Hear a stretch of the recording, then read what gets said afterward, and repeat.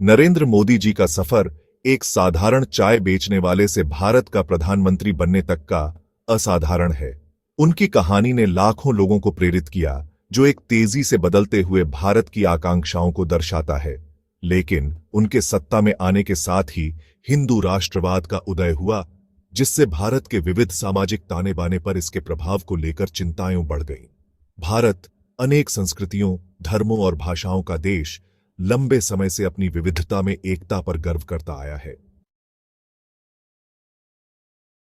मोदी जी का करिश्मा निर्विवाद है। जनता से जुड़ने का उनका कौशल और भाषण देने की कला ने उनकी चुनावी सफलताओं में महत्वपूर्ण भूमिका निभाई। उन्होंने खुद को एक निर्णायक नेता के रूप में प्रस्तुत किया, जो पिछली सरकार के बिल्कुल विपरीत थी, जिसे अक्सर अशंकित और भ्रष्ट माना जाता था। यह छवि कई भारतीयों, खासकर युवाओं के दिलों में उतरी, जिन्होंने उन्हें एक ऐसे नेता के रूप में देखा जो भारत को वैश्विक मंच पर आगे ले जाने में सक्षम है। प्रधानमंत्री पद तक मोदी जी की यात्रा लंबी और कठिन थी। वह राष्ट्रीय स्वयंसेवक संघ आरएसएस, एक हिंदू राष्ट्रवादी संगठन के पदों पर चढ़ते गए।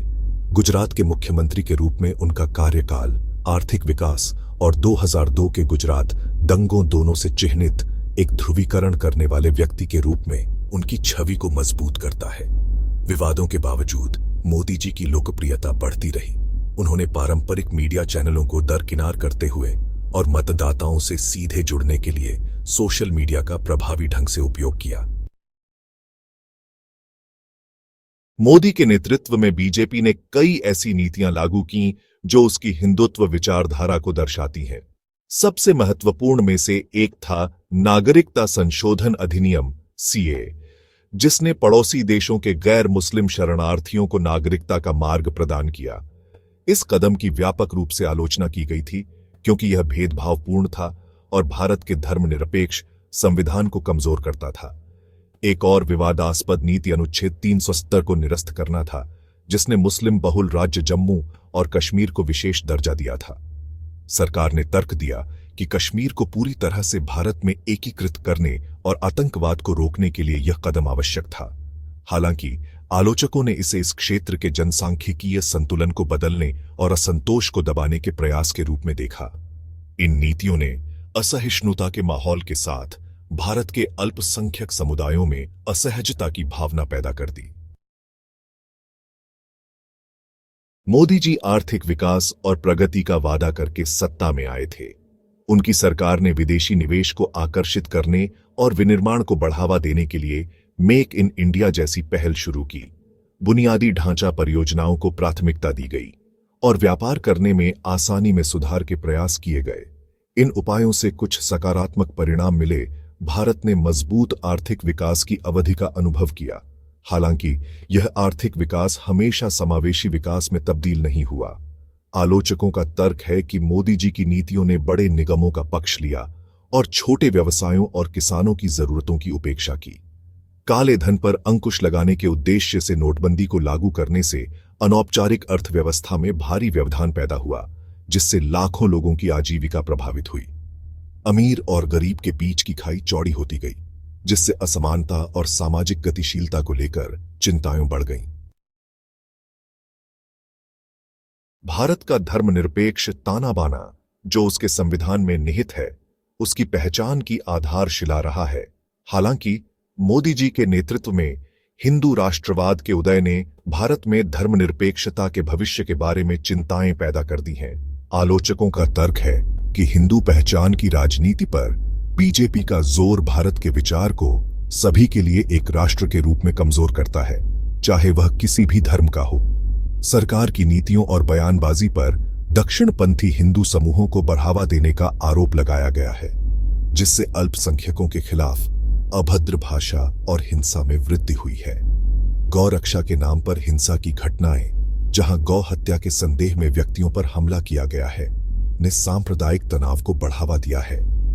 इन घटनाओं पर सरकार की प्रतिक्रिया को अक्सर मौन के रूप में देखा गया है, जिससे धर्मनिरपेक्ष मूल्यों के क्षरण के बारे में चिंताएं और बढ़ गई हैं। इन चुनौतियों के बावजूद यह ध्यान रखना महत्वपूर्ण है कि भारत का धर्मनिरपेक्ष ताना बाना मजबूत है।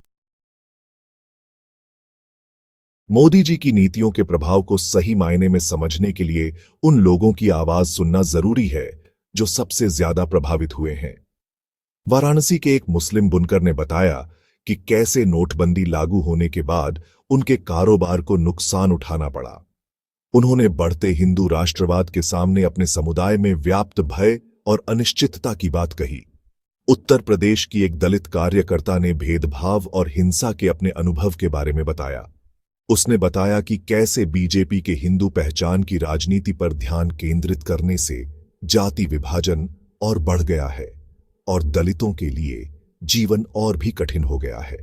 ये व्यक्तिगत कहानियां मोदी जी की नीतियों के प्रभाव को मानवीय बनाती हैं, जो आंकड़ों और राजनीतिक बयानबाजी से परे हैं। वे आम भारतीयों के जीवन की एक झलक पेश करते हैं जो बदलते राजनीतिक परिदृश्य से प्रभावित हुए हैं। मोदी जी की विदेश नीति भारत की वैश्विक स्थिति को मजबूत करने पर केंद्रित रही है। उन्होंने विश्व नेताओं के साथ सक्रिय रूप से जुड़ाव किया है, रणनीतिक साझेदारी बनाई है और भारत को एक उभरती हुई शक्ति के रूप में पेश किया है। वैश्विक मंच पर भारत की जगह सुरक्षित करने के उनके प्रयासों की सराहना और आलोचना दोनों हुई है। एक तरफ मोदी जी के राजनयिक प्रयासों से कुछ सकारात्मक परिणाम मिले हैं। संयुक्त राज्य अमेरिका, जापान और ऑस्ट्रेलिया जैसे देशों के साथ भारत के संबंध मजबूत हुए हैं। वह जलवायु परिवर्तन और आतंकवाद जैसे मुद्दों पर भी मुखर रहे हैं, जिससे अंतर्राष्ट्रीय मंचों पर भारत का कद बढ़ा है। हालांकि आलोचकों का तर्क है कि मोदी जी की विदेश नीति अक्सर व्यावहारिक रही है और घरेलू राजनीतिक विचारों से प्रेरित रही है।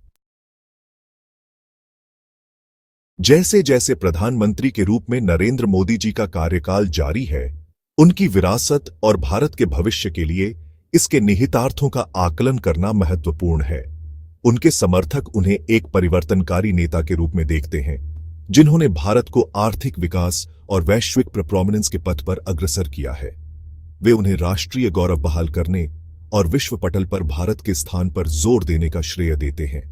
हालांकि आलोचकों का तर्क है कि मोदी जी की विरासत उनकी सरकार की विभाजनकारी नीतियों, लोकतांत्रिक संस्थानों के क्षरण और गरीबी, बेरोजगारी और सामाजिक असमानता जैसे महत्वपूर्ण मुद्दों को दूर करने में विफलता से कलंकित होगी। उन्हें डर है कि उनके हिंदू राष्ट्रवाद ने भारतीय समाज का ध्रुवीकरण किया है और उसके धर्मनिरपेक्ष ताने बाने को कमजोर किया है। मोदी जी के नेतृत्व ने निस्संदेह भारत में सकारात्मक और नकारात्मक दोनों तरह के महत्वपूर्ण बदलाव लाए हैं। मोदी जी के नेतृत्व में भारत का भविष्य अनिश्चित बना हुआ है। नरेंद्र मोदी जी का भारत प्रवाह में बहता हुआ राष्ट्र है, जो अपनी पहचान और दुनिया में अपनी जगह से जूझ रहा है। उनके नेतृत्व ने महत्वपूर्ण बदलाव के युग की शुरुआत की है, जो प्रगति और ध्रुवीकरण दोनों से चिह्नित है। जहां उनके समर्थक उन्हें एक दूरदर्शी नेता मानते हैं, वहीं उनके आलोचक उन्हें भारत के धर्मनिरपेक्ष और लोकतांत्रिक मूल्यों के लिए खतरा मानते हैं। अल्पसंख्यकों और भारत के विकास पर मोदी जी की नीतियों का प्रभाव जटिल और बहुआयामी है। इस बात से इनकार नहीं किया जा सकता है कि उनकी सरकार ने आर्थिक विकास को बढ़ावा देने और बुनियादी ढांचे में सुधार लाने के उद्देश्य से महत्वाकांक्षी पहल की है।